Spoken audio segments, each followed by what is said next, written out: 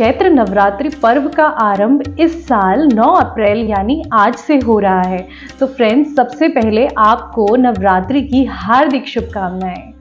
इसी दिन हिंदू नववर्ष नव संवत्सर यानी गुड़ी पाड़वा का भी प्रथम दिन होता है। आज की इस वीडियो में हम माँ के 9 अवतार के रहस्य को समझेंगे और जानेंगे कि माँ के 9 रूप से हमारे मानव जीवन में हमें क्या ज्ञान मिलता है।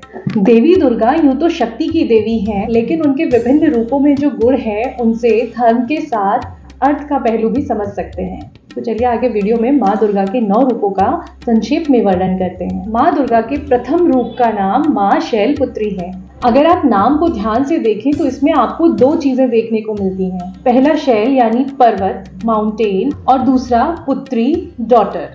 तो शैलपुत्री का मतलब हो जाता है पर्वत की पुत्री यानी द डॉटर ऑफ माउंटेन। इन्हें माँ पार्वती के नाम से भी जाना जाता है। माँ का ये रूप सबसे प्रिमिटिव रूप है, यानी हम माँ के इस अवतार की तुलना एक न्यू बॉर्न बेबी से कर सकते हैं जो कि अभी तुरंत पैदा हुआ होता है। आपने देखा होगा न्यू बॉर्न बेबी का कोई नाम नहीं होता है, उसे उसके पेरेंट्स के नाम से जाना जाता है। ऐसे ही माँ के इस अवतार को उनके पिता के नाम से जाना जाता है। माँ शैलपुत्री का ये स्वरूप बहुत ही शांत और सरल है। इनके एक हाथ में त्रिशूल और दूसरे हाथ में कमल है। माँ शैलपुत्री को सौम्य, स्नेह और धैर्य की देवी भी कहा जाता है। पौराणिक कथा के अनुसार माँ सती का ही एक स्वरूप माँ शैलपुत्री है। माता सती ने हिमालय के यहाँ पार्वती के रूप में जन्म लिया, जहाँ उनका नाम शैलपुत्री पड़ा। माँ दुर्गा का दूसरा स्वरूप माँ ब्रह्मचारिणी है। माँ के इस अवतार की तुलना हम एक स्कूल जाने वाले बच्चे से कर सकते हैं, जहाँ पर अब वो सीखने के लिए परिश्रम शुरू करता है। यहाँ ब्रह्म का मतलब तपस्या करने से है।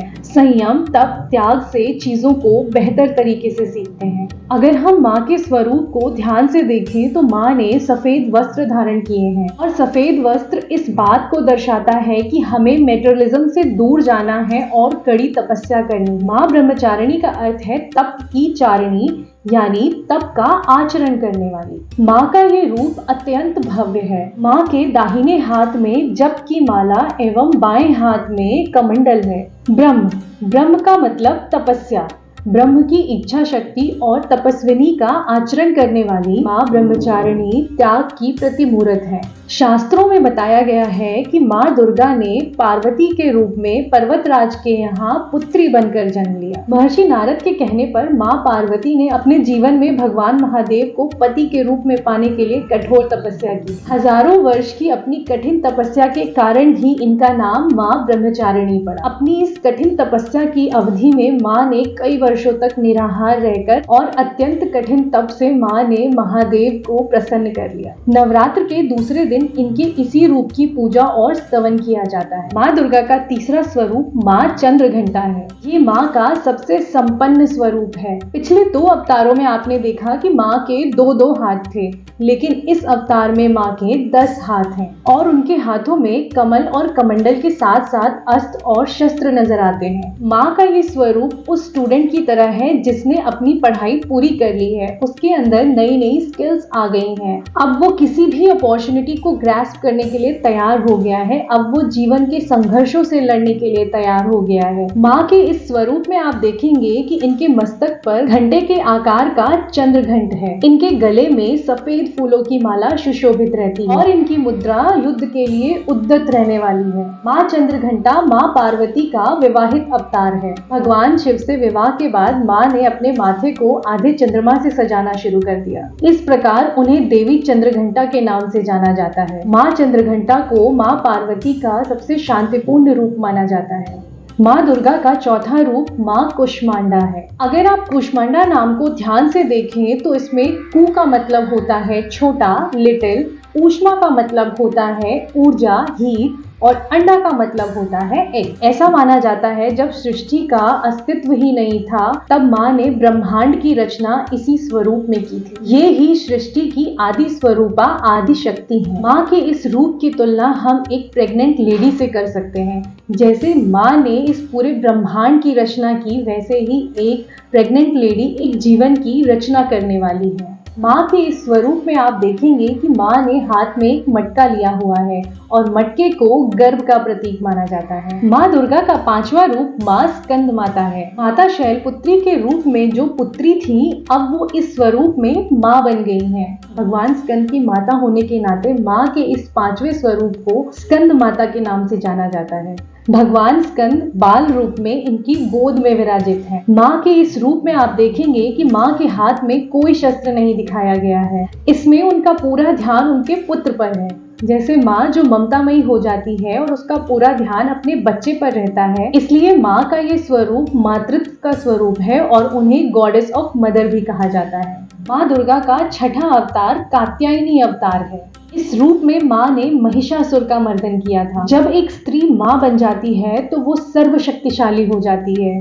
वो किसी पे डिपेंड नहीं होती है, वो अपने बच्चे के लिए खुद ही काफी होती है। माँ का जो ये स्वरूप है वो किसी भी स्त्री के माँ बनने के बाद उसमें जो शक्ति आ जाती है उसका स्वरूप है। माँ का शक्ति स्वरूप है। इनका स्वरूप अत्यंत दिव्य और भव्य है। ये स्वर्ण के समान चमकीली हैं।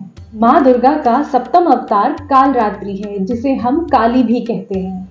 अगर हम ध्यान से देखें तो कालरात्रि के 2 मीनिंग हैं। एक कालरात्रि का मीनिंग है रात की तरह काला और दूसरा कालरात्रि का मीनिंग है काल की तरह निगल जाना। माँ का ये रूप बहुत ही प्रचंड क्रोध और प्रलय वाला रूप है। यहाँ अंधेरे से मतलब है कि सृष्टि का प्रलय हो गया है। माँ के इस स्वरूप में माँ ने रक्त बीज के रक्त को पीकर रक्त बीज का वध कर दिया था। उस वक्त उनका क्रोध इस कदर बढ़ गया था कि स्वयं शिव जी को आना पड़ा था उन्हें संभालने के लिए।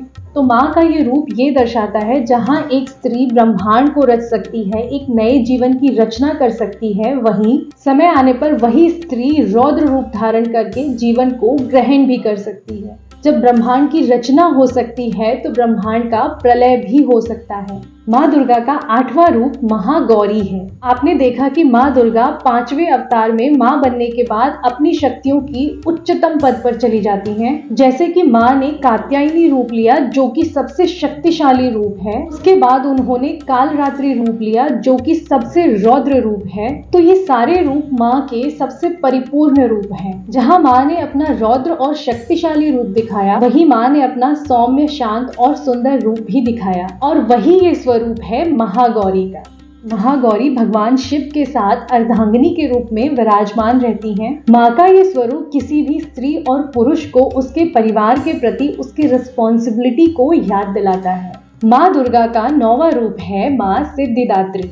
माँ के इस स्वरूप की तुलना हम उस स्त्री से कर सकते हैं जिसने अपनी लाइफ में सब कुछ एक्सपीरियंस किया है और उन्हीं सभी अनुभवों का उपयोग करके वो अपनी आने वाली पीढ़ी को एजुकेट करेगी। माँ ने इस स्वरूप में ब्रह्मांड की हर एक चीज पर विजय प्राप्त कर ली है। इस रूप में माँ से उनके भक्त उनसे कुछ भी मांगे, माँ उसे देने में सक्षम रहती है, जैसे कि हमारी दादी नानी अपने बच्चों के लिए करती हैं। माँ का ये स्वरूप सभी प्रकार की सिद्धियों को देने वाला स्वरूप है। माना जाता है कि इनकी उपासना करने से बाकी सभी देवियों की उपासना स्वयं हो जाती है। इनकी कृपा से कठिन कार्य भी आसानी से संभव हो जाता है। कहते हैं भगवान शिव ने भी इसी देवी की कृपा से तमाम सिद्धियां प्राप्त की थी। माँ सिद्धिदात्री की कृपा से ही शिव जी का आधा शरीर देवी का हुआ था और इसी कारण शिव अर्धनारीश्वर नाम से भी प्रसिद्ध हुए। माँ सिद्धिदात्री कमल पर विराजमान रहती हैं और शेर की सवारी करती हैं।